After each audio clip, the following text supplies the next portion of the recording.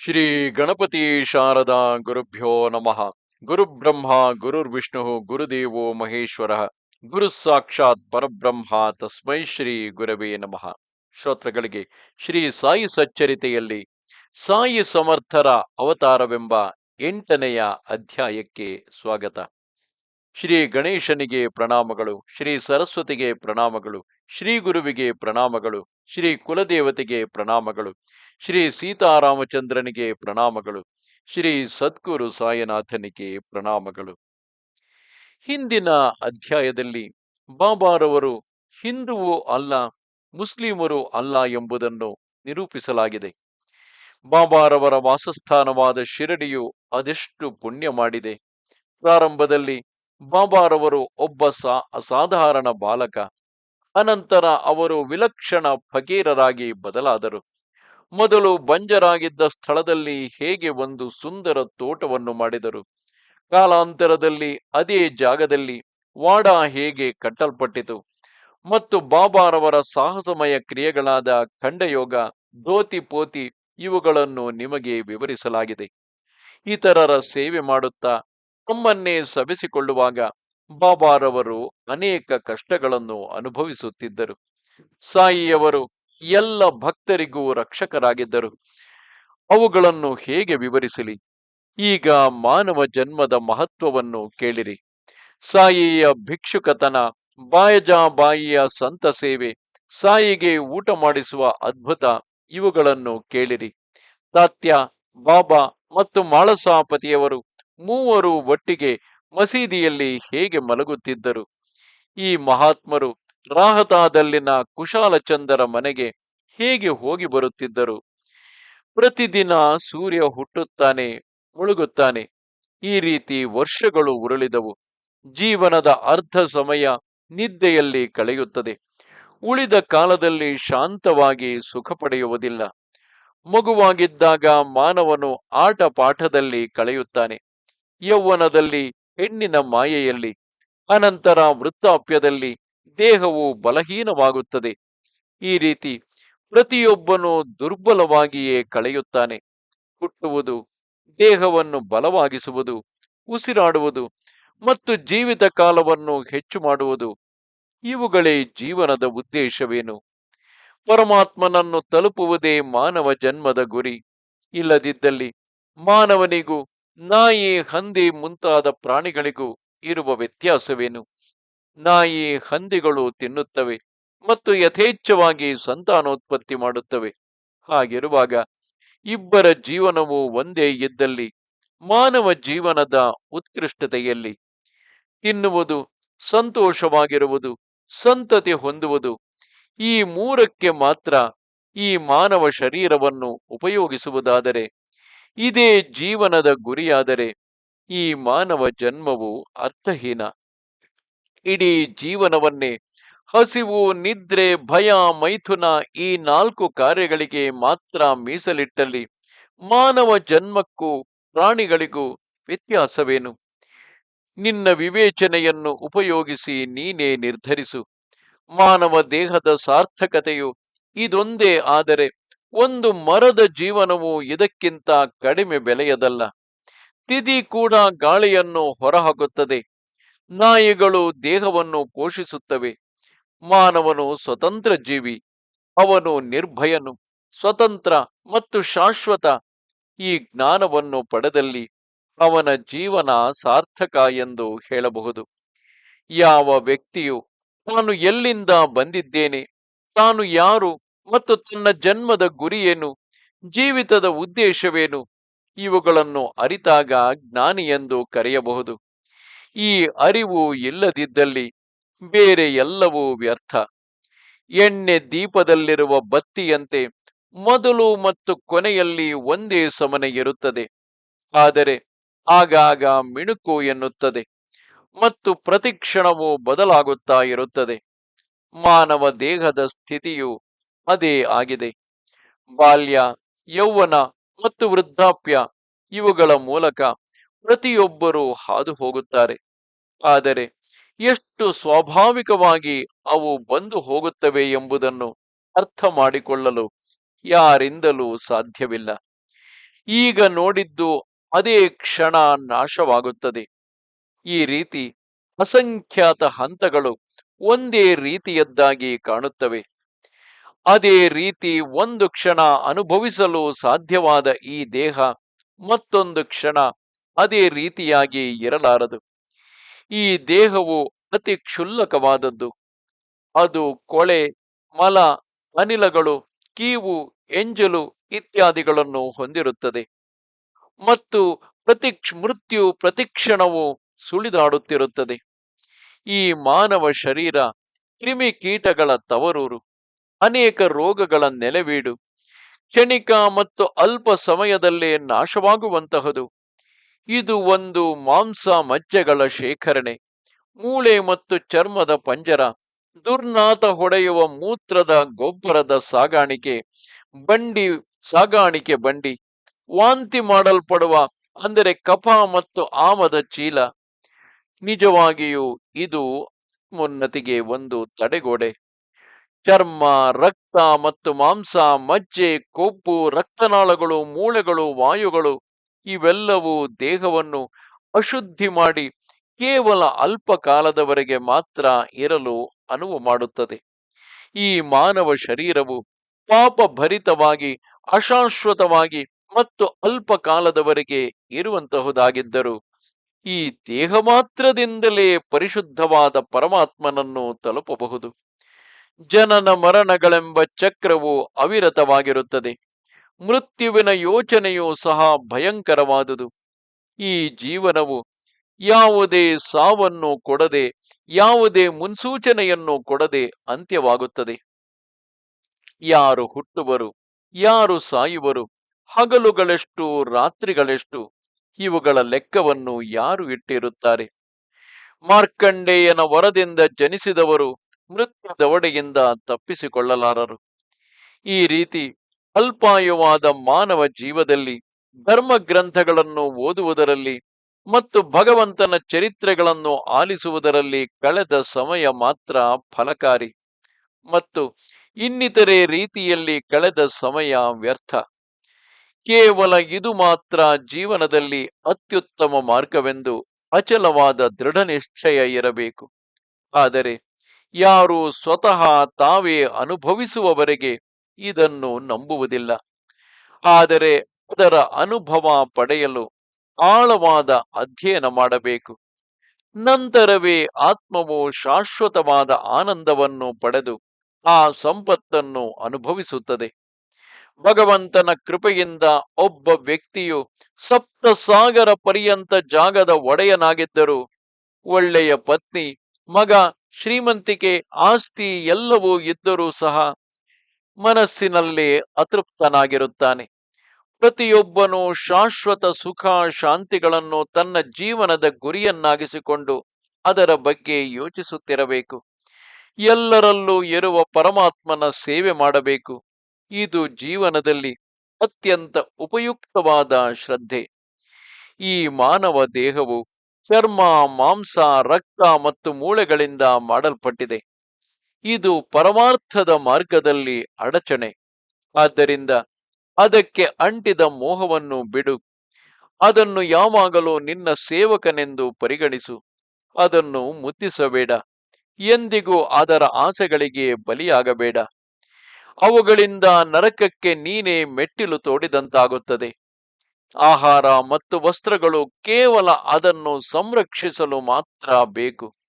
ಅದು ಅಶಾಶ್ವತವೆಂಬುದನ್ನು ಅರಿತು ಕೇವಲ ಆತ್ಮೋದ್ಧಾರಕ್ಕಾಗಿ ಮತ್ತು ಜನನ ಮರಣಗಳೆಂಬ ಚಕ್ರದಿಂದ ಹೊರಬರಲು ಮಾತ್ರ ಉಪಯೋಗಿಸಲು ಜೋಪಾನ ಮಾಡಬೇಕು. ಜನನ ಮತ್ತು ಮರಣಗಳೆರಡೂ ಅನರ್ಥಗಳೇ. ಪ್ರತಿ ಕ್ಷಣವೂ ನಾಶಕ್ಕೆ ದಾರಿ ಮಾಡಿಕೊಡುತ್ತದೆ. ಇದು ಒಂದು ಕ್ಷಣಿಕ ಸುಖವಾಗಿ ಆಜೀವ ಪರ್ಯಂತ ದುಃಖವನ್ನು ತರುವಂತಹುದು. ಯಾವ ರೀತಿ ಬಳುಕುವ ವಿದ್ಯುಲ್ಲತೆಯು ಕೇವಲ ಕ್ಷಣಿಕವಾಗಿ ಬಂದು ಮಾಯವಾಗುತ್ತದೆಯೋ, ಸಾಗರದ ಅಲೆಗಳು ಯಾವ ರೀತಿ ಕ್ಷಣಿಕವೋ, ಈ ದೇಹವು ಅದೇ ರೀತಿ ಕ್ಷಣಿಕವಾದುದು. ಆದುದರಿಂದ ಯೋಚಿಸಿರಿ. ಈ ದೇಹ, ಮನೆ, ಮಕ್ಕಳು ಮತ್ತು ಪತ್ನಿ ಇವೆಲ್ಲವೂ ನಾಶವಾಗುತ್ತವೆ. ಆದರೆ ನಮ್ಮ ತಂದೆ ತಾಯಿಗಳ ದೇಹವನ್ನು ಹೆಗಲ ಮೇಲೆ ಹೊತ್ತುಕೊಂಡು ಹೋಗಿ ಬೀಳ್ಕೊಡುವಾಗಲೂ ಯಾರು ಇದನ್ನು ಯೋಚಿಸುವುದಿಲ್ಲ. ಅವರು ಮೃತ ಹೊಂದಿದ್ದಾರೆ. ಈ ದಿನ ಆರೋಗ್ಯದಿಂದ ಇರುವವನು ಸಹ ಅವರ ನಂತರ ಸಾಯುತ್ತಾನೆ. ಪ್ರತಿಯೊಬ್ಬರೂ ಜನನ ಮರಣದ ಚಕ್ರದಲ್ಲಿ ಸಿಲುಕಿರುತ್ತಾರೆ. ಆದರೆ ಒಂದು ಕ್ಷಣವೂ ಇದನ್ನು ಹೇಗೆ ನಿಗ್ರಹಿಸಬಹುದೆಂದು ಯೋಚಿಸುವುದಿಲ್ಲ. ಕುಟುಂಬದ ಉನ್ನತಿಯನ್ನು ನೋಡುತ್ತಲೇ ಬೇಗನೆ ಜೀವನವು ಕಳೆದು ಹೋಗುತ್ತದೆ. ಆದರೆ ತನ್ನ ಕರ್ತವ್ಯವನ್ನು ಎಂದಿಗೂ ಮರೆಯುವುದಿಲ್ಲ ಮತ್ತು ಜೀವನದ ಪರಿಮಿತಿಯನ್ನು ಲೆಕ್ಕ ಮಾಡಿರುತ್ತದೆ. ಅಂತಿಮ ಕ್ಷಣ ಬಂದಾಗ ಅದು ಒಂದು ಅರೆ ಕ್ಷಣವೂ ಕಾಯುವುದಿಲ್ಲ. ಮೀನುಗಾರನು ಬಲೆ ಬೀಸಿದಾಗ ಮೀನುಗಳು ಸಿಕ್ಕಿ ಹಾಕಿಕೊಳ್ಳುವ ಹಾಗೆ ಜೀವನವು ಮೃತ್ಯುವಿನ ಸ್ಪರ್ಶದಲ್ಲಿ ವಿಲವಿಲ ಒದ್ದಾಡಿ ಜೀವನವು ಅಂತ್ಯವಾಗುತ್ತದೆ. ಪೂರ್ವ ಜನ್ಮದ ಪುಣ್ಯ ಕಾರ್ಯಗಳ ಶೇಖರಣೆಯಿಂದಾಗಿ ಮತ್ತು ಪುಣ್ಯವನ್ನು ಒಟ್ಟು ಮಾಡಿರುವುದರ ಫಲದಿಂದಾಗಿ ಮಾನವ ಜನ್ಮ ಪಡೆಯುತ್ತಾನೆ. ಆದ್ದರಿಂದ ಪ್ರತಿಯೊಂದು ಕ್ಷಣವನ್ನು ಒಳ್ಳೆಯ ರೀತಿ ಉಪಯೋಗಿಸಬೇಕು. ಗಂಗೆಯನ್ನು ಶಿವನ ತಲೆಯಲ್ಲಿ ನಿಲ್ಲಿಸಲು ಮಾಡಿದಂತಹ ಭಗೀರಥ ಪ್ರಯತ್ನ ಮಾಡಿದರೂ ಮಾನವ ಜನ್ಮ ಪಡೆಯಲು ಸಾಧ್ಯವಿಲ್ಲ. ವಿಧಿವಶಾತ್ ಅನಿರೀಕ್ಷಿತವಾಗಿ ನಮಗೆ ಪಡೆಯಲು ಸಾಧ್ಯವಾಗಿದೆ. ಅದನ್ನು ನಿರ್ಲಕ್ಷ್ಯದಿಂದ ವ್ಯರ್ಥ ಮಾಡಬಾರದು. ಮುಂದಿನ ಜನ್ಮದಲ್ಲಿ ಒಳ್ಳೆಯ ಕೆಲಸಗಳನ್ನು ಮಾಡುವೆನೆಂದು ಯೋಚಿಸುವವನು ಮೂರ್ಖನು. ಈ ಜೀವನ ತಪ್ಪಿ ಹೋದ ಮೇಲೆ ಅದೇ ರೀತಿ ನಡೆಯುವುದೆಂಬುದು ನಿಶ್ಚಿತವಿಲ್ಲ. ಅನೇಕ ಪಾಪಿಗಳು ದೇಹಧಾರಿಗಳಾಗಿದ್ದಾರೆ. ಅವರ ಆನುವಂಶಿಕ ಉತ್ಪತ್ತಿ ಕಣಗಳು ಸೃಷ್ಟಿಯ ಅಂಗಗಳನ್ನು ತಲುಪಿ ಆಗಿನ ಕರ್ಮಾನುಸಾರ ಒಂದು ಹೊಸ ಆಕಾರವನ್ನು ಪಡೆಯುತ್ತದೆ. ಇನ್ನು ಅನೇಕ ಅಧಮಾಧಮರು ನೀಚರು ಇದ್ದಾರೆ. ಅವರು ಮೊದಲು ಚಲಿಸುವಂತವರಾಗಿ ಅನಂತರ ಅಚಲರಾಗಿ ಅಂದರೆ ಜಡರಾಗಿ ತಮ್ಮ ಕರ್ಮಗಳು ಹಾಗೂ ಯೋಚನೆಗಳಿಗನುಸಾರವಾಗಿ ಹುಟ್ಟುತ್ತಾರೆ. ಯಾವ ರೀತಿ ಒಬ್ಬನು ಜ್ಞಾನವನ್ನು ಸಂಪಾದನೆ ಮಾಡುತ್ತಾನೋ ಅಥವಾ ಕರ್ಮಗಳನ್ನು ಆಚರಿಸುತ್ತಾನೋ ಅವುಗಳಿಗನುಗುಣವಾಗಿ ದೇಹವನ್ನು ಪಡೆಯುತ್ತಾನೆ. ಇದು ಶ್ರುತಿಗಳಲ್ಲಿ ನಮೂದಿಸಿರುವ ವಿಷಯ. ಪ್ರತಿಯೊಬ್ಬನು ತನ್ನ ಪ್ರಜ್ಞೆಗೆ ಅನುಸಾರವಾಗಿ ಜನ್ಮ ತಾಳುತ್ತಾನೆ ಎಂದು ಕರುಣಾಮಯಿ ಶ್ರುತಿ ಮಾತೆ ಹೇಳುತ್ತಾಳೆ. ಆದುದರಿಂದ ಅವನ ಪ್ರಜ್ಞೆಯ ಭಂಡಾರಕ್ಕೆ ಅನುಗುಣವಾಗಿ ಆತ್ಮವು ಜನ್ಮ ತಾಳುತ್ತದೆ. ಪರಮಾತ್ಮನ ಲೀಲೆಗಳು ಬುದ್ಧಿಗೆ ಮೀರಿದವು. ಅವುಗಳನ್ನು ಸಂಪೂರ್ಣವಾಗಿ ಅರಿಯುವುದು ಅಶಕ್ಯ. ಆದರೆ ಮಾನವನು ಪುಣ್ಯವಂತನೆಂದು ಪರಿಗಣಿಸಬೇಕು. ಅವನು ಪರಮಾತ್ಮನ ಅಂಶವನ್ನು ಅರಿಯಬಲ್ಲನು. ನರದೇಹವು ದೊರಕುವುದು ಪರಮ ಭಾಗ್ಯ. ಅದರಲ್ಲಿಯೂ ಬ್ರಾಹ್ಮಣನಾಗಿ ಹುಟ್ಟುವುದು ಮಹತ್ ಪುಣ್ಯವು. ಪರಮಾತ್ಮನ ಕೃಪೆಯಿಂದ ಸಾಯಿ ಚರಣಗಳನ್ನು ಪಡೆಯುವುದು ಇನ್ನೂ ಅಲಭ್ಯ. ಇವೆಲ್ಲವೂ ಅತ್ಯಂತ ವಿರಳ. ಬೇರೆ ಬೇರೆ ರೀತಿಯ ಜೀವಿಗಳಿದ್ದಾಗ್ಯೂ ಮಾನವ ಜನ್ಮವು ಎಲ್ಲಕ್ಕಿಂತಲೂ ಪರಮೋತ್ತಮ. ನಾವು ಎಲ್ಲಿಂದ ಬಂದಿರುವೆವು? ನಮ್ಮ ಸೃಷ್ಟಿಕರ್ತ ಯಾರು? ಇಂತಹ ಪ್ರಶ್ನೆಗಳಿಗೆ ವಿವೇಕಿಯಾದ ಮಾನವನ ಮನಸ್ಸು ಮಾತ್ರ ಉತ್ತರಿಸಲು ಸಾಧ್ಯ. ಇನ್ನಿತರ ಯೋನಿಜರಿಗೆ ಈ ಜ್ಞಾನವಿರುವುದಿಲ್ಲ. ಅವು ಹುಟ್ಟುತ್ತವೆ, ಸಾಯುತ್ತವೆ. ಅವು ಭೂತ, ವರ್ತಮಾನ ಮತ್ತು ಭವಿಷ್ಯತ್ತನ್ನು ಅರ್ಥ ಮಾಡಿಕೊಳ್ಳುವುದಿಲ್ಲ ಹಾಗೂ ಭಗವಂತನ ಅಸ್ತಿತ್ವವನ್ನು ಅರಿಯಲಾರವು. ಆದುದರಿಂದಲೇ ಪರಮಾತ್ಮನು ಮಾನವನ ಸೃಷ್ಟಿಯಾದ ನಂತರ ಮಾನವನು ಇಂದ್ರಿಯ ನಿಗ್ರಹ ಮತ್ತು ವೈರಾಗ್ಯದಿಂದ ಅವನನ್ನು ಪೂಜಿಸಬಲ್ಲನೆಂದು ಯೋಚಿಸಿ ಆನಂದ ಸಂಪನ್ನನಾದನು. ವಿನಾಶಿಯಾದ ಮಾನವನು ಸಾಧನೆಯನ್ನು ಮಾಡಿದರೆ ಶಾಶ್ವತವಾದ ಪರಮಾತ್ಮನನ್ನು ಪಡೆಯುತ್ತಾನೆ. ಸಾಧನೆಯಿಂದ ಪರಮಾತ್ಮನನ್ನು ಪಡೆಯಲು ನರ ದೇಹಕ್ಕಿಂತ ಬೇರೆ ಉಪಕರಣ ಇನ್ನೊಂದಿಲ್ಲ. ಒಬ್ಬ ಹಾವಾಡಿಗನು ಬಹಳ ಚತುರನಾಗಿರುತ್ತಾನೆ. ಅವನು ಅಜ್ಞಾನಿಗಳ ಮುಂದೆ ಆಟ ತೋರಿಸುವುದಿಲ್ಲ. ಅದಕ್ಕಾಗಿ ಕುಶಲ ಪ್ರೇಕ್ಷಕರು ಅವನನ್ನು ಹೊಗಳಬಲ್ಲಂತಹವರಿಗಾಗಿ ಕಾಯುತ್ತಾನೆ. ಅದೇ ರೀತಿ ಅಸಂಖ್ಯಾತ ಕ್ರಿಮಿ ಕೀಟಗಳು, ಪ್ರಾಣಿಗಳು, ಪಕ್ಷಿಗಳು, ಗಿಡಗಳು ಇವುಗಳನ್ನು ಸೃಷ್ಟಿಸಿದ ಮೇಲೆ ಪರಮಾತ್ಮನಿಗೆ ಆಶ್ಚರ್ಯವಾಯಿತು ಮತ್ತು ನಿರಾಶೆಯೂ ಆಯಿತು. ಅವನಿಗೆ ತನ್ನ ಸೃಷ್ಟಿ ಕಾರ್ಯವು ಅರ್ಥಹೀನವಾಗಿ ಕಂಡಿತು.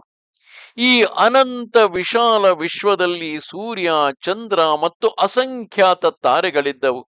ಆದರೆ ಸೃಷ್ಟಿಕರ್ತನ ಸೃಷ್ಟಿಯ ಬಗ್ಗೆ ಒಂದು ಕ್ಷಣವಾದರೂ ಅಚ್ಚರಿಯನ್ನು ವ್ಯಕ್ತಪಡಿಸುವವರು ಯಾರೂ ಇರಲಿಲ್ಲ. ಒಂದೇ ಒಂದು ಜೀವಿಯು ಭಗವಂತನ ಇಡೀ ಸೃಷ್ಟಿಯ ಹಿಂದಿನ ಉದ್ದೇಶದ ಬಗ್ಗೆ ಯೋಚಿಸ ಹೋಗಲಿಲ್ಲ. ನನ್ನ ಇಡೀ ಸೃಷ್ಟಿಯೇ ನಿರರ್ಥಕ. ಹರಿತ ಬುದ್ಧಿಶಕ್ತಿಯಿಂದ ನನ್ನ ಸೃಷ್ಟಿಯ ಅಗಾಧತೆ ಮತ್ತು ವಿಶಾಲತೆಯನ್ನು ಪ್ರಶಂಸೆ ಮಾಡುವಂತಹ ಜೀವಿಯನ್ನು ಸೃಷ್ಟಿಸುವವರೆಗೆ ಇದು ನಿಷ್ಪ್ರಯೋಜಕ. ಈ ರೀತಿ ಸ್ವತಃ ತಾನೇ ಯೋಚಿಸಿ ಪರಮಾತ್ಮನು ಮಾನವನನ್ನು ಸೃಷ್ಟಿಸಿದನು. ಅವನಿಗೆ ತನ್ನ ವಿವೇಚನಾ ಶಕ್ತಿಯಿಂದ ತನ್ನ ಶಕ್ತಿಯನ್ನು ಅರಿಯಬಹುದಾಯಿತು. ನನ್ನ ವೈಭವವು ಅಗಾಧ, ನನ್ನ ಶಕ್ತಿಯು ಅಪೂರ್ವ, ಈ ಸೃಷ್ಟಿಯು ನನ್ನ ಮಾಯೆಯ ಫಲ. ಆಶ್ಚರ್ಯಚಕಿತನಾಗಿ ಅವನು ಇದೆಲ್ಲವೂ ನನ್ನ ಮಾಯೆಯ ಆಟ ಎಂದು ತಿಳಿದುಕೊಳ್ಳುತ್ತಾನೆ. ಅವನು ಮಾತ್ರ ಜ್ಞಾನ ಸಂಪಾದನೆ ಮಾಡಬಲ್ಲನು. ಅವನೊಬ್ಬನು ಮಾತ್ರ ನನ್ನಲ್ಲಿ ಏಕಾಗ್ರಚಿತ್ತನಾಗಬಹುದು ಮತ್ತು ಅರಿಯಬಲ್ಲನು. ಅವನು ಮಾತ್ರ ಅದರಿಂದ ಲಾಭ ಪಡೆಯಬಲ್ಲನು. ಆಗ ಮಾತ್ರ ಸೃಷ್ಟಿ ಕಾರ್ಯದ ನಾಟಕ ಸಂಪೂರ್ಣವಾಗುತ್ತದೆ. ನನ್ನ ಸೃಷ್ಟಿಯ ನಾಟಕದ ಸಾರ್ಥಕತೆಯು ಪ್ರೇಕ್ಷಕರ ಆನಂದ ಸಂಪನ್ನತೆಯಲ್ಲಿದೆ. ಮಾನವನು ನನ್ನ ರಾಜ್ಯವನ್ನು ಮತ್ತು ನಾನೊಬ್ಬನೇ ಜಗನ್ನಿಯಾಮಕ ಮತ್ತು ಜಗನ್ನಿಯಂತ್ರಕ ಎಂಬುದನ್ನು ಅರಿತಾಗ ಅತ್ಯಂತ ಕೃತಾರ್ಥನಾಗುತ್ತೇನೆ. ಜೀವನದಲ್ಲಿ ಕೇವಲ ಕಾಮ್ಯಕ ಕರ್ಮಗಳನ್ನು ಮಾಡಿ ಅದರಿಂದ ದ್ರವ್ಯಾರ್ಜನೆ ಮತ್ತು ಶರೀರ ಪೋಷಣೆಯೂ ಅಲ್ಲ. ಜೀವವು ಬದುಕಿರುವವರೆಗೆ ತತ್ವಜ್ಞಾನ ಸಂಪಾದನೆ ಮಾಡಬೇಕು. ಅದರಿಂದಲೇ ಜೀವನದ ಸಫಲತೆ. ತತ್ವಜ್ಞಾನವೇ ಅದ್ವೈತದ ಭಾವ. ಅದೇ ಉಪನಿಷತ್ಗಳಲ್ಲಿ ವಿವರಿಸಿರುವ ಬ್ರಹ್ಮಜ್ಞಾನ. ಅದೇ ಪರಮಾತ್ಮನ ಉಪಾಸನೆ. ಅದೇ ಭಕ್ತರಿಗೆ ನಿಜವಾದ ಪರಬ್ರಹ್ಮ. ಗುರು ಮತ್ತು ಬ್ರಹ್ಮ ಎರಡೂ ಬೇರೆ ಬೇರೆ ಅಲ್ಲ. ಅದ್ವೈತ ಜ್ಞಾನವನ್ನು ಅರಿತವನು ಭಕ್ತಿಯನ್ನು ಸಾಧನೆ ಮಾಡಿದಂತೆ. ಈ ಅರಿವು ಮಾಯೆಯನ್ನು ಜಯಿಸಲು ಸುಲಭೋಪಾಯ.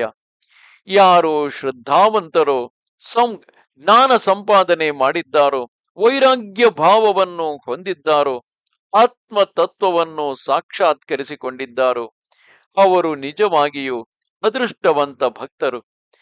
ತಮ್ಮ ಸ್ವಸ್ವರೂಪವನ್ನು ಅರಿಯದೇ ಇರುವವರು, ತಮ್ಮ ಅಜ್ಞಾನವನ್ನು ದೂರ ಮಾಡದೆ ತಾವೇ ಜೀವನದಲ್ಲಿ ಎಲ್ಲವನ್ನೂ ಸಾಧಿಸಿದ್ದೇವೆಂದು ನಂಬಿದ್ದಾರೋ ಅವರಿಗೆ ಇದು ಒಂದು ವಿಲಕ್ಷಣವಾದ ಪ್ರತಿಬಂಧವಾಗಿ ಸಾಧನೆಯಲ್ಲಿ ಅಡ್ಡಿಪಡಿಸುತ್ತದೆ. ಜ್ಞಾನ ಮತ್ತು ಅಜ್ಞಾನ ಇವೆರಡೂ ಅವಿದ್ಯೆ ಎಂಬ ವಿಕಾರದಿಂದ ಜನಿಸಿದವು. ಒಂದು ಮುಳ್ಳಿನಿಂದ ಇನ್ನೊಂದು ಮುಳ್ಳನ್ನು ತೆಗೆಯುವ ರೀತಿಯಲ್ಲಿ ನೀವು ಅವೆರಡನ್ನು ತ್ಯಜಿಸಬೇಕು.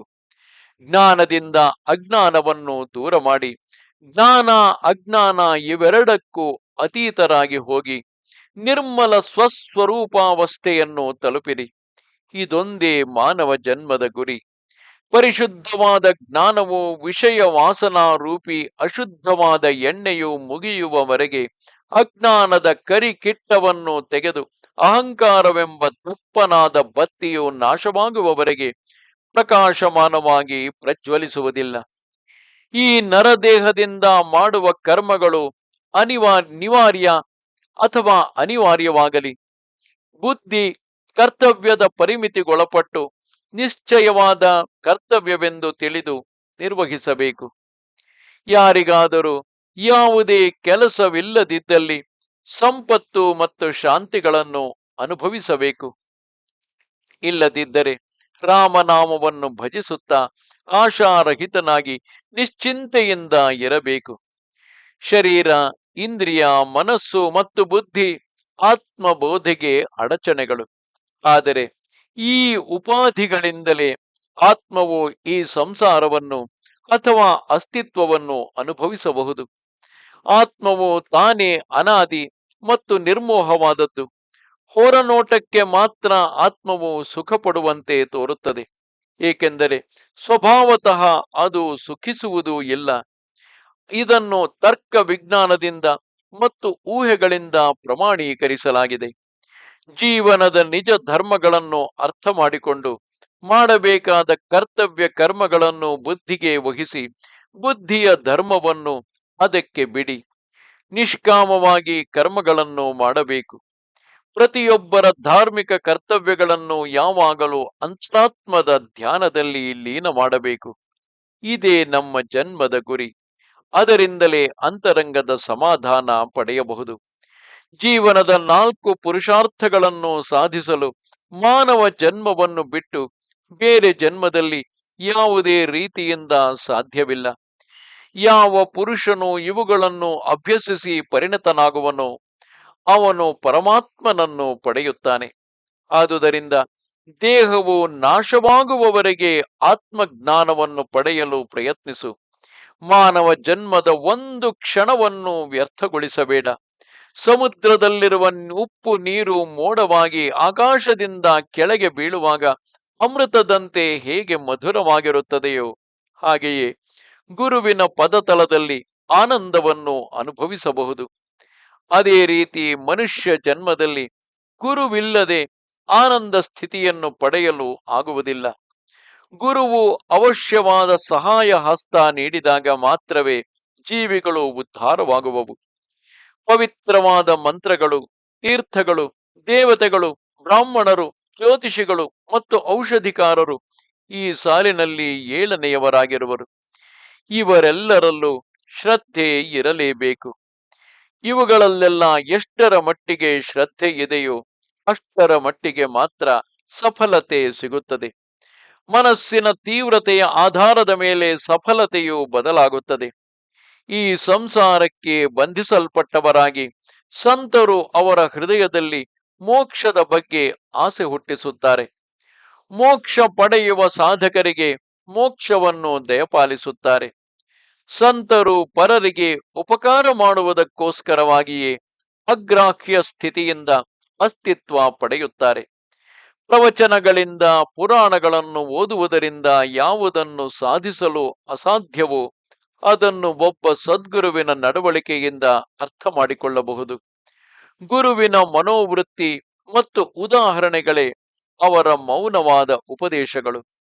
ಕ್ಷಮೆ, ಶಾಂತಿ, ನಿರ್ಮೋಹತ್ವ, ದಯೆ ಇವುಗಳನ್ನು ಅಭ್ಯಸಿಸುವವರು ಮತ್ತು ಪರೋಪಕಾರ ಮಾಡುವವರು, ಅಹಂಭಾವವನ್ನು ತೊರೆದವರು ಮತ್ತು ಇಂದ್ರಿಯ ನಿಗ್ರಹ ಶಕ್ತಿಯುಳ್ಳ ವ್ಯಕ್ತಿಗಳನ್ನು ಕಾಣುವುದು ಬಹು ಅಪರೂಪ.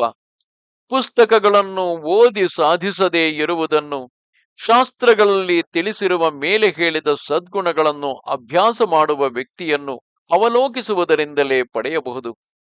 ಅಸಂಖ್ಯಾತ ನಕ್ಷತ್ರಗಳು ಮಾಡಲಾರದೆ ಇರುವುದನ್ನು ಕೇವಲ ಸೂರ್ಯನೊಬ್ಬನೇ ಮಾಡಬಲ್ಲನು. ಇದೇ ರೀತಿ ಆದರ್ಶ ಸಂತರು ತಮ್ಮ ಅನೇಕಾನೇಕ ಅಸಾಧಾರಣ ಕ್ರಿಯೆಗಳಿಂದ ಭವಸಾಗರಕ್ಕೆ ಕಟ್ಟು ಬಿದ್ದವರನ್ನು ಬಿಡಿಸುತ್ತಾರೆ ಮತ್ತು ಪರಮಾನಂದದ ಸ್ಥಿತಿಗೆ ಉತ್ಪತ್ತಿ ಸ್ಥಾನವಾಗಿರುತ್ತಾರೆ. ಅಂತಹ ಮಹಾನ್ ಸಂತರಲ್ಲಿ ಸಾಯಿಯು ಒಬ್ಬರು. ದೈವಿ ಗುಣಗಳಿಂದ ಮತ್ತು ಪರಿಪೂರ್ಣತೆಯಿಂದ ಕೂಡಿದವರು. ಆದರೆ ಅವರು ಫಕೀರರ ರೀತಿಯಲ್ಲಿ ಜೀವಿಸುತ್ತಿದ್ದರು. ಸದಾ ಸ್ವಸ್ವರೂಪದಲ್ಲಿ ನೆಲೆಸಿದ್ದವರು, ಸಮತ್ವದಲ್ಲಿ ಅವಿಚ್ಛಿನ್ನ ಶ್ರದ್ಧೆಯುಳ್ಳವರು ಮತ್ತು ನಾನು ಮತ್ತು ನನ್ನದು ಎಂಬ ಪದಗಳನ್ನು ಎಂದಿಗೂ ಉಚ್ಚರಿಸದವರು. ಎಲ್ಲ ಜೀವಿಗಳಲ್ಲೂ ಕರುಣೆ ತೋರಿದವರು. ಅವರು ಈ ಭೂಮಿಯ ಮೇಲಿನ ಭಗವಂತನ ಅವತಾರ. ಅವರು ಅವರು ಸುಖ ಬಂದಾಗ ಸಂತೋಷ ಪಡುವುದಾಗಲಿ ಕಷ್ಟ ಬಂದಾಗ ದುಃಖಿಸುವುದಾಗಲಿ ಇರಲಿಲ್ಲ. ಅವರಿಗೆ ಬಡವ ಶ್ರೀಮಂತರಿಬ್ಬರೂ ಒಂದೇ. ಇದು ಬಹಳ ಅಸ್ವಾಭಾವಿಕವಲ್ಲವೇ?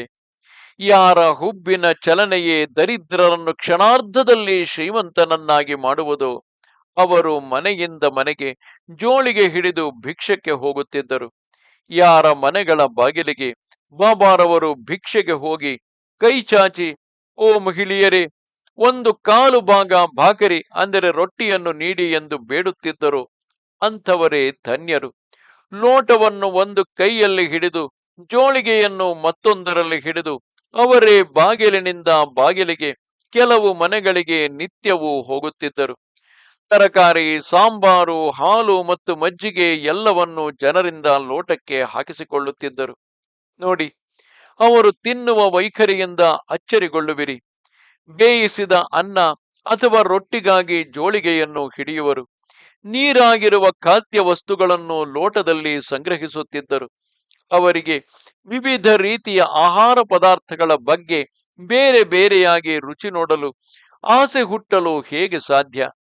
ಅವರ ನಾಲಿಗೆಗೆ ರುಚಿಯ ವಾಸನೆ ಎಂದು ತಿಳಿಯದೇ ಇರುವಾಗ ಅವರಿಗೆ ಆಸೆ ಹುಟ್ಟಲು ಹೇಗೆ ಸಾಧ್ಯ? ಅವರು ಜೋಳಿಗೆಯಲ್ಲಿ ಬೀಳುವ ಆಹಾರದಿಂದ ತೃಪ್ತರಾಗುತ್ತಿದ್ದರು. ಅದು ರುಚಿಯಾಗಿದೆಯೋ ಇಲ್ಲವೋ ಎಂಬುದನ್ನು ಅರಿಯರು, ಏಕೆಂದರೆ ಅವರ ನಾಲಿಗೆ ಎಂದಿಗೂ ಭೇದ ಭಾವ ಮಾಡಲಿಲ್ಲ. ಬೆಳಗಿನ ಸಮಯ ಅವರು ನೆರೆಹೊರೆಯವರಿಂದ ಭಿಕ್ಷೆ ಬೇಡುತ್ತಿದ್ದರು. ಅದನ್ನು ತಮ್ಮ ಜೋಳಿಗೆಯಲ್ಲಿ ತುಂಬಿಸಿಕೊಳ್ಳುತ್ತಿದ್ದರು ಮತ್ತು ಅದರಿಂದಲೇ ತೃಪ್ತರಾಗುತ್ತಿದ್ದರು. ಅದನ್ನು ಪ್ರತಿನಿತ್ಯವೂ ಮಾಡುತ್ತಿರಲಿಲ್ಲ. ಅವರಿಗೆ ಹೋಗಬೇಕೆನಿಸಿದಾಗ ಹೋಗುತ್ತಿದ್ದರು. ಕೆಲವು ವೇಳೆ ಅವರು ಹಳ್ಳಿಯ ಒಳಗೆ ಹೋಗುತ್ತಿದ್ದರು. ಒಂದು ದಿನದಲ್ಲಿ 12 ಬಾರಿಯೂ ಬೇಡಿದ್ದಾರೆ. ಈ ರೀತಿ ಭಿಕ್ಷೆ ಬೇಡಿ ತಂದ ಆಹಾರವನ್ನು ಒಂದು ಮಡಕೆಯಲ್ಲಿ ಹಾಕಿ ಮಸೀದಿಯಲ್ಲಿಡುತ್ತಿದ್ದರು. ಕಾಗೆ ನಾಯಿಗಳು ಅದರಿಂದ ತಿನ್ನುತ್ತಿದ್ದವು. ಅವರು ಎಂದಿಗೂ ಅವುಗಳನ್ನು ಓಡಿಸುತ್ತಿರಲಿಲ್ಲ. ಮಸೀದಿಯನ್ನು ಮತ್ತು ಮುಂದಿನ ಬಯಲನ್ನು ಗುಡಿಸುತ್ತಿದ್ದ ಹೆಂಗಸರು 10-12 ರೊಟ್ಟಿಗಳನ್ನು ಮಡಕೆಯಿಂದ ಮನೆಗೆ ತೆಗೆದುಕೊಂಡು ಹೋಗುತ್ತಿದ್ದರು. ಆದರೆ ಯಾರೂ ತಡೆಯುತ್ತಿರಲಿಲ್ಲ.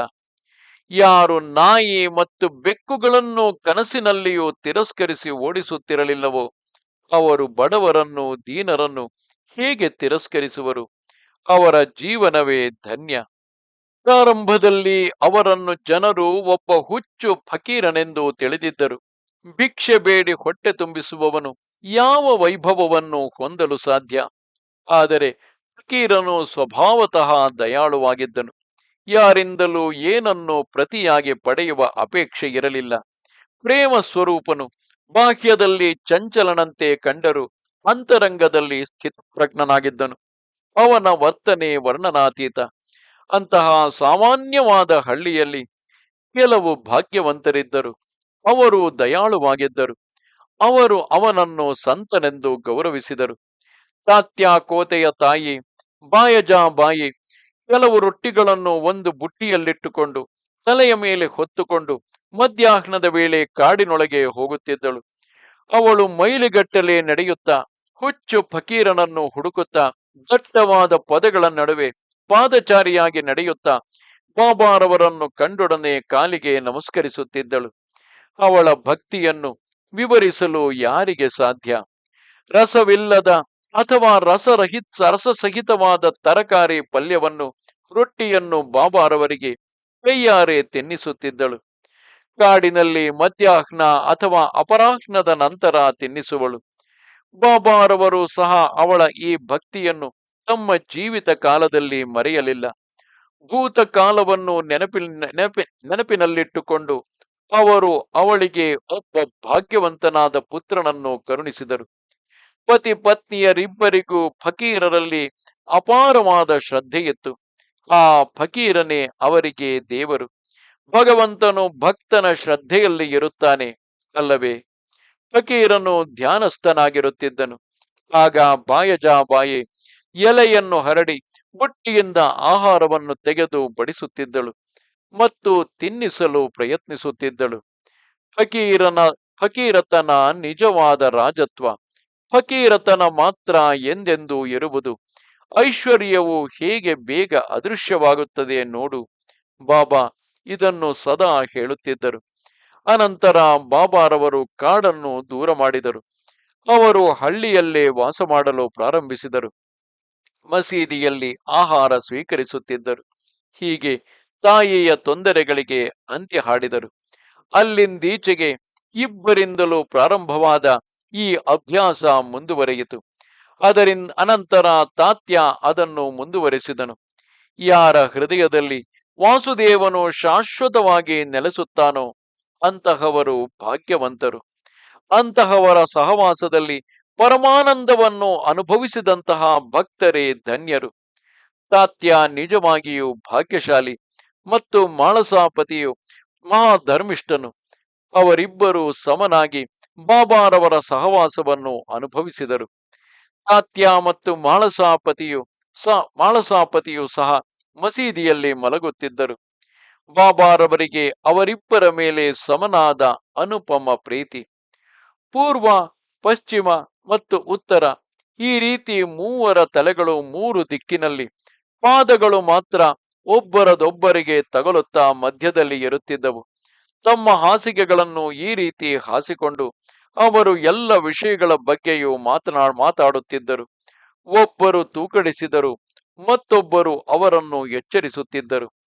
ತಾತ್ಯ ಗೊರಕೆ ಹೊಡೆಯಲು ಪ್ರಾರಂಭಿಸಿದರೆ ಬಾಬಾರವರು ತಕ್ಷಣವೇ ಎದ್ದು ಅವನನ್ನು ತಿರುಗಿಸಿ ತಲೆ ಒತ್ತುವರು. ಮಾಳಸಾಪತಿಯ ಸಹಾಯದೊಂದಿಗೆ ತಾತ್ಯಾನನ್ನು ತಬ್ಬಿ ಹಿಡಿದು ಅವನ ಚರಣಗಳನ್ನು ಒತ್ತುತ್ತಿದ್ದರು ಮತ್ತು ಬೆನ್ನಿಗೆ ಮಾಲೀಶು ಮಾಡುತ್ತಿದ್ದರು. ಈ ರೀತಿ 14 ವರ್ಷಗಳ ಕಾಲ ತಾತ್ಯ ಮಸೀದಿಯಲ್ಲಿ ಬಾಬಾರವರ ಹತ್ತಿರ ಮಲಗುತ್ತಿದ್ದನು. ಅವರು ಅಲ್ಲಿ ಕಳೆದಂತಹ ಆ ದಿನಗಳು ಅದೆಷ್ಟು ಪುಣ್ಯಪ್ರದವಾಗಿದ್ದವು. ಅವುಗಳ ನೆನಪೇ ಇಂದಿಗೂ ಮಾಸದಾಗಿದೆ.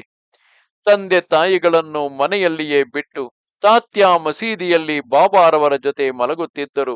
ಅದು ಅವನಿಗೆ ಅತಿ ಪ್ರಿಯವಾಗಿತ್ತು. ಆ ಪ್ರೀತಿಯನ್ನು ಹೇಗೆ ಅಳೆಯಲು ಸಾಧ್ಯ? ಆ ಅನುಗ್ರಹವನ್ನು ಬೆಲೆ ಕಟ್ಟಲು ಯಾರಿಗೆ ಸಾಧ್ಯ? ಅನಂತರ ತಂದೆಯವರು ಕಾಲವಾದರು. ತಾತ್ಯ ಮನೆ ಕೆಲಸಗಳಲ್ಲಿ ಮಗ್ನನಾದನು. ಮದುವೆಯಾಗಿ ಗೃಹಸ್ಥನಾದನು. ಆಗ ತನ್ನ ಮನೆಯಲ್ಲಿಯೇ ಮಲಗಲು ಪ್ರಾರಂಭಿಸಿದನು. ಅದು ಏನೇ ಇರಲಿ, ಶ್ರದ್ಧೆಯು ಪರಿಪೂರ್ಣವಾಗಿರಬೇಕು. ಹೃದಯ ಮತ್ತು ಮನಸ್ಸು ಒಂದಾದರೆ ಮಾತ್ರ ಸಾಯಿಯು ಅನುಭವವನ್ನು ಕೊಡಬಹುದು. ಕರೆಯದೆಯೇ ಭಕ್ತರ ಬಳಿ ನಿಲ್ಲುತ್ತಾರೆ. ಇದರಿಂದ ಭಕ್ತರಿಗೆ ಅಚ್ಚರಿಯುಂಟಾಗುತ್ತದೆ. ಇದೇ ರೀತಿ ರಾಹತಾದಲ್ಲಿ ಕುಶಾಲ್ ಚಂದ್ ಎನ್ನುವ ಒಬ್ಬ ಪ್ರಖ್ಯಾತ ವ್ಯಕ್ತಿ ಇದ್ದನು. ಅವನು ಬಾಬಾರವರ ಶ್ರೀಮಂತ ಭಕ್ತನಾಗಿದ್ದ ಮತ್ತು ಪಟ್ಟಣದಲ್ಲಿ ವರ್ತಕನಾಗಿದ್ದನು. ಪ್ರಸಿದ್ಧನಾದ ಗಣಪತ್ ಕೋತೆ ಪಾಟೀಲ ಬಾಬಾರವರ ಅತ್ಯಂತ ಪ್ರಿಯ ಭಕ್ತ. ಅದೇ ರೀತಿ ಕುಶಾಲ ಚಂದನು ಬಾಬಾರವರ ಪ್ರಿಯ ಭಕ್ತನು. ಜಾತಿಯಲ್ಲಿ ಮಾರವಾಡಿಯಾಗಿದ್ದರೂ ಅವನಿಗೆ ಬಾಬಾರವರನ್ನು ಕಂಡರೆ ಬಹಳ ಇಷ್ಟ. ಹಾಗಾಗಿ ಇಬ್ಬರು ಪರಸ್ಪರ ಭೇಟಿಯಾಗುತ್ತಿದ್ದರು. ಈ ಭೇಟಿಗಳಿಂದ ಸಂತೋಷ ಪಡುತ್ತಿದ್ದರು. ದೈವೇಚ್ಛೆಯಂತೆ ಕಾಲಾನಂತರ ಹಿರಿಯನಾದ ಸೇಠ್ಜಿಯು ಮರಣ ಹೊಂದಿದನು. ಹಾಗಿದ್ದು ಬಾಬಾರವರು ಬಂಧನಗಳನ್ನು ಮುರಿಯಲಿಲ್ಲ. ಬದಲಾಗಿ ಅವರ ಪ್ರೀತಿ ಇಮ್ಮಡಿಯಾಯಿತು. ಅನಂತರ ಕುಶಾಲ ಚಂದನ ಮೇಲಿನ ಬಾಬಾರವರ ಪ್ರೀತಿ ಹೆಚ್ಚಿತು. ಮರಣ ಸಮಯದವರೆಗೆ ದಿನಂಪ್ರತಿ ಅವರು ಅವನ ಒಳ್ಳೆಯದನ್ನೇ ಬಯಸುತ್ತಿದ್ದರು. ಕೆಲವು ವೇಳೆ ಎತ್ತಿನ ಗಾಡಿ ಮತ್ತು ಕೆಲವು ಸಲ ಟಾಂಗಾದಲ್ಲಿ ಬಾಬಾರವರು ತಮ್ಮ ಸ್ನೇಹಿತನ ಸಂಗಡ 1.5 ಮೈಲಿ ದೂರದಲ್ಲಿರುವ ರಾಹತಾಗೆ ಹೋಗುತ್ತಿದ್ದರು. ಹಳ್ಳಿಯ ಜನರು ತಾಳ ಮದ್ದಳೆಗಳ ಜೊತೆಯಲ್ಲಿ ಸ್ವಾಗತಿಸಲು ಮುಂದೆ ಬರುತ್ತಿದ್ದರು. ಬಾಬಾ ಅವರನ್ನು ಸರಹದ್ದಿನಲ್ಲಿ ಭೇಟಿಯಾಗುತ್ತಿದ್ದರು. ಪ್ರೀತಿಯಿಂದ ಬಾಬಾರವರಿಗೆ ಪ್ರಣಾಮಗಳನ್ನು ಸಲ್ಲಿಸುತ್ತಿದ್ದರು. ಅಲ್ಲಿಂದ ಅವರು ಬಾಬಾರವರನ್ನು ವಿಧಿವತ್ತಾಗಿ ಬಹಳ ಪ್ರೀತಿಯಿಂದ ಆನಂದೋತ್ಸಾಹದಿಂದ ಸಂಗೀತದ ಸಹಿತ ಕರೆದೊಯ್ಯುತ್ತಿದ್ದರು. ಕುಶಾಲ ಚಂದನು ಅನಂತರ ಬಾಬಾರವರನ್ನು ತಮ್ಮ ಮನೆಗೆ ಕರೆದೊಯ್ಯುತ್ತಿದ್ದನು. ಸ್ವಲ್ಪ ಉಪಹಾರವನ್ನು ಬಡಿಸಿ ಸ್ವಲ್ಪ ಕಾಲ ಆರಾಮವಾಗಿ ಕುಳಿತುಕೊಳ್ಳುತ್ತಿದ್ದರು. ಅನಂತರ ಅವರು ತಮ್ಮ ಗತಕಾಲದ ನೆನಪುಗಳನ್ನು ಮಾಡಿಕೊಂಡು ವಾರ್ತಾಲಾಪ ನಡೆಸುತ್ತಿದ್ದರು. ಅವರು ಪರಸ್ಪರ ಅನುಭವಿಸುವ ಸಂತೋಷವನ್ನು ವಿವರಿಸಲು ಸಾಧ್ಯವಿಲ್ಲ. ಈ ರೀತಿಯಾಗಿ ವಿಶ್ರಮಿಸಿದ ನಂತರ ಫಲಾಹಾರ ಮತ್ತು ಅಲ್ಪಾಹಾರಗಳನ್ನು ಸೇವಿಸಿ ಬಾಬಾರವರು ಸಂತೃಪ್ತಿಯಿಂದ ತಾವು ಬಂದ ಮಾರ್ಗದಲ್ಲೇ ಹಿಂತಿರುಗುತ್ತಿದ್ದರು. ಒಂದು ಕಡೆ ರಾಹತ, ಮತ್ತೊಂದು ಕಡೆ ನೀಮಗಾವಾಗಿತ್ತು. ಇವೆರಡರ ಮಧ್ಯೆ ಶಿರಡಿಯು ಸಣ್ಣ ಜನಸಾಂದ್ರತೆಯುಳ್ಳ ಒಂದು ಸಣ್ಣ ಗ್ರಾಮ. ಆದರೆ ಕೇಂದ್ರ ಸ್ಥಾನದಿಂದ ಅವರು ಭೌತಿಕವಾಗಿ ಆ 2 ಹಳ್ಳಿಗಳನ್ನು ಬಿಟ್ಟರೆ ಮತ್ತೆಲ್ಲಿಗೂ ಹೋಗಲಿಲ್ಲ. ಆದರೂ ಅವರಿಗೆ ಎಲ್ಲ ಮೂಲೆಗಳ ಅರಿವಿತ್ತು. ಅವರು ಎಲ್ಲಿಗೂ ಪ್ರಯಾಣ ಮಾಡುತ್ತಿರಲಿಲ್ಲ. ರೈಲು ನಿಲ್ದಾಣವನ್ನು ಎಂದಿಗೂ ನೋಡಿರಲಿಲ್ಲ. ಆದರೆ ಅವರಿಗೆ ರೈಲು ಗಾಡಿಯ ವೇಳೆ, ಅವುಗಳ ಆಗಮನ ನಿರ್ಗಮನಗಳ ವೇಳಾಪಟ್ಟಿಯ ಅರಿವಿತ್ತು. ರೈಲು ಗಾಡಿಯನ್ನು ಹಿಡಿಯಬೇಕಾದಾಗ ಭಕ್ತರು ಎಲ್ಲ ತಯಾರಿ ಮಾಡಿಕೊಂಡು ಬಾಬಾರವರಲ್ಲಿಗೆ ಅನುಮತಿಗಾಗಿ ಹೋಗುತ್ತಿದ್ದರು. ಆಗ ಅವರು ಹೇಳುತ್ತಿದ್ದರು, ಈಗ ಏನು ಅವಸರ ಎಂದು. ಬಾಬಾ, ಈಗ ನಾನು ಅವಸರ ಮಾಡದಿದ್ದಲ್ಲಿ ಬೊಂಬಾಯಿಗೆ ರೈಲು ತಪ್ಪುತ್ತದೆ, ನನ್ನ ನೌಕರಿ ಹೋಗುತ್ತದೆ, ಮಾಲೀಕ ನನ್ನನ್ನು ಹೊರಗೆ ಕಳಿಸುತ್ತಾನೆ. ಇಲ್ಲಿ ಮತ್ತೇನು ವಿಷಯವಿಲ್ಲ, ನೀನೇಕೆ ಇಷ್ಟು ಅವಸರದಲ್ಲಿರುವೆ? ಹೋಗು, ಸ್ವಲ್ಪ ತಿನ್ನು, ಮಧ್ಯಾಹ್ನದ ಊಟದ ನಂತರ ಹೊರಡು. ಆ ಮಾತುಗಳನ್ನು ಧಿಕ್ಕರಿಸುವ ಧೈರ್ಯ ಯಾರಿಗಿದೆ? ಹಿರಿಯರು ಮತ್ತು ಬುದ್ಧಿವಂತರು, ವಿದ್ಯಾವಂತರು ಎಲ್ಲರೂ ಸ್ವತಃ ಅನುಭವದಿಂದಲೇ ಎಲ್ಲವನ್ನೂ ತಿಳಿದುಕೊಂಡಿದ್ದರು. ಅವರ ಆದೇಶಗಳನ್ನು ಪಾಲಿಸಿದವರು ಎಂದಿಗೂ ರೈಲು ಗಾಡಿಯನ್ನು ತಪ್ಪಿಸಲಿಲ್ಲ. ಆದರೆ ಅವುಗಳನ್ನು ಪಾಲಿಸದವರು ಅದರ ಪ್ರತ್ಯಕ್ಷ ಪರಿಣಾಮವನ್ನು ಅನುಭವಿಸುತ್ತಿದ್ದರು. ಒಂದರ ನಂತರ ಮತ್ತೊಂದು ವಿಶಿಷ್ಟವಾದ ಅಸಂಖ್ಯಾತ ಅನುಭವಗಳು, ವಿವಿಧ ಬಗೆಯದ್ದು. ಅವುಗಳನ್ನು ಅನಂತರ ಸಂಕ್ಷಿಪ್ತವಾಗಿ ತಿಳಿಸುತ್ತೇನೆ. ಹೇಮಾದ ಪಂತನು ಸಾಯಿ ಚರಣಗಳಲ್ಲಿ ಶರಣಾಗುತ್ತಾನೆ. ಮುಂದಿನ ಅಧ್ಯಾಯದಲ್ಲಿ ಇದೇ ವಿಷಯವನ್ನು ಮುಂದುವರಿಸುತ್ತಾನೆ. ಭಕ್ತರು ಶಿರಡಿಯಿಂದ ತಮ್ಮ ಹಳ್ಳಿಗೆ ಹೇಗೆ ಹಿಂದಿರುಗುತ್ತಿದ್ದರು, ಬಾಬಾರವರು ಆದೇಶಗಳನ್ನು ಹೇಗೆ ನೀಡುತ್ತಿದ್ದರು, ಅನುಮತಿ ಪಡೆದವರು ಹಿಂತಿರುಗಬಹುದಿತ್ತು ಮತ್ತು ದೊರೆಯದವರು ಅಲ್ಲಿಯೇ ಉಳಿಯಬೇಕಾಗುತ್ತಿತ್ತು, ಅಪ್ಪಣೆ ಮೀರಿದವರು ಕಷ್ಟ ಅನುಭವಿಸುತ್ತಿದ್ದರು. ಇವುಗಳನ್ನು ಮುಂದಿನ ಅಧ್ಯಾಯದಲ್ಲಿ ವಿವರಿಸಲಾಗುತ್ತದೆ. ಬಾಬಾರವರ ಭಿಕ್ಷುಕರ ರೀತಿ ನೀತಿಗಳನ್ನು ಏಕೆ ಅಳವಡಿಸಿಕೊಂಡರು, ಭಕ್ತರು ಪ್ರತಿನಿತ್ಯ ಆಚರಿಸುವ ಪಾಪಗಳನ್ನು ತೊಳೆಯಲು ಭಿಕ್ಷೆಯಿಂದ ಅನ್ನವನ್ನು ಏಕೆ ತಿನ್ನುತ್ತಿದ್ದರು, ಯಾವಾಗ ಪ್ರಾಣಿಯ ಜನ್ಮ ಅಕಸ್ಮಾತ್ತಾಗಿ ನಾಶವಾಯಿತು, ಇವೆಲ್ಲವನ್ನು ನಂತರ ಹೇಳುತ್ತೇನೆ. ಆದುದರಿಂದ ನಾನು ಶ್ರೋತೃಗಳ ಚರಣಗಳಲ್ಲಿ ಪ್ರಾರ್ಥಿಸುತ್ತೇನೆ ಮತ್ತು ಅವರನ್ನು ಪ್ರತಿಕ್ಷಣವೂ ತಮ್ಮದೇ ಒಳಿತಿಗಾಗಿ ಸಾಯಿ ಸಚ್ಚರಿತ್ರೆಯನ್ನು ಆಲಿಸಲು ಪ್ರೇರೇಪಿಸುತ್ತೇನೆ. ಎಲ್ಲರಿಗೂ ಶುಭವಾಗಲಿ. ಸಂತರು ಮತ್ತು ಸಜ್ಜನರಿಂದ ಪ್ರೇರಿತನಾದ ಭಕ್ತ ಹೇಮಾದ ಪಂತನು ರಚಿಸಿದ ಶ್ರೀ ಸಾಯಿ ಸಮರ್ಥ ಸಚ್ಚರಿತೆಯ ಸಾಯಿ ಸಮರ್ಥನ ಅವತಾರ ಎಂಬ 8ನೆಯ ಅಧ್ಯಾಯವು ಇಲ್ಲಿಗೆ ಮುಗಿಯಿತು. ಶ್ರೀ ಸಮರ್ಥ ಸದ್ಗುರು ಸಾಯಿನಾಥರ ಚರಣಗಳಿಗೆ ಸಮರ್ಪಣವಾಗಲಿ. ಸನ್ಮಂಗಳವಾಗಲಿ. ನಮಸ್ತೆ ಶಾರದೆ ದೇವಿ, ಕಾಶ್ಮೀರ ಪುರವಾಸಿನಿ. ತ್ವಾಮಹಂ ಪ್ರಾರ್ಥಯೇ ನಿತ್ಯಂ, ವಿದ್ಯಾದಾನಂಚ ದೇಹಿಮೆ. ನಮಸ್ಕಾರ.